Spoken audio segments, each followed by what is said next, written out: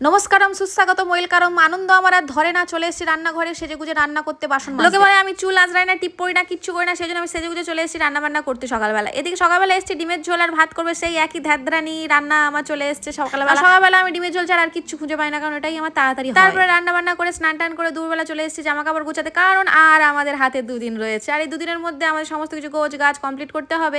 তো সেই জন্য আমি এখন থেকে বসে পড়েছি আমার জামা কাপড়গুলো সব গুছিয়ে গাছি রাখার জন্য, কারণ আমরা না থাকলে জামা কাপড়গুলো আরশোলাই খাবে। সেই জন্য সমস্ত কিছু গুছিয়ে গাছি পাট পুট করে ঢুকিয়ে রাখার চেষ্টা করছি, আর এগুলো গুছিয়ে রাখলে যখন আমরা ব্যাগ গুছাবো তখন আমাদের সুবিধা হবে। বের করেছি বস্তা পচা সেই কবেকার ধারে একটা ট্রলি ব্যাগ, আর আমাদের সত্যি কথা ট্রলি ব্যাগ নেই, আমরা গরিবস ভাই, আমরা কোথাও ঘুরতে যাইনি জীবনে, এই প্রথমবার যাচ্ছি। আমাদের সেই ধারে ছোট্ট খাট্ট একটা ট্রলি ব্যাগ বের করেছি, সবার জামা কাপড় আলাদা করে দেবো। এই ব্যাগের মধ্যে আমি নেবো শ্রেয়াংশীর আলাদা ব্যাগ, শ্রেয়াংশীর বাবার আলাদা ব্যাগ, তাতে আমার জামা কাপড় খুঁজতে গিয়ে যেন বেশি ঘাটাঘাটি করতে না হয়। তো ওই জন্য আমি চলে এসেছি এই ট্রলি ব্যাগটা নিয়ে, শ্রেয়াংশীর আর আমার এই ব্যাগে নেবো, আর ওর বাবার আলাদা ব্যাগে করে দেবো। কিন্তু জুতোগুলো নেবো কোথায় আমার চিন্তা পড়ে গেছে। কেউ একটা ট্রলি ব্যাগ ধার দিয়ে যাও ভাই আমাকে একটা বড় সড়ো, কারণ আমার বিশাল জামা কাপড় আমি নিয়েছি।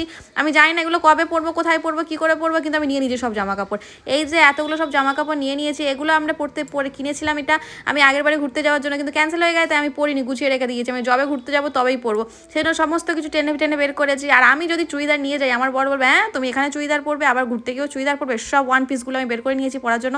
এগুলো আমি এখন দেখাবো না, যখন আমি পরবো তখন তোমাদের। তার সাথে নিয়ে নিয়েছি আমি একটা নাইটি। ভাই আমরা বাঙালি বউ, নাইটি না হলে হয়, ওটা আমাদের জাতীয় ড্রেস, ওটা তো একটা থাকবেই। শ্রেয়াংশীর কয়েকটা বের করেছি যেগুলো নতুন, তারপরে তোমাদের দেখাই। এই যে জামাটা বেশি করে টি শার্ট নিয়েছি, আর এই যে জামাটা আমার বড় অনেক শখ করে কিনে দিয়েছে, আমি জানি না কিভাবে পরবো, কারণ এই জামা আমি এই প্রথমবার পরবো। তো দেখা যাক কেমন লাগে তোমাদের, অবশ্যই আমি পরে দেখাবো। তো আজকের মতো টাটা।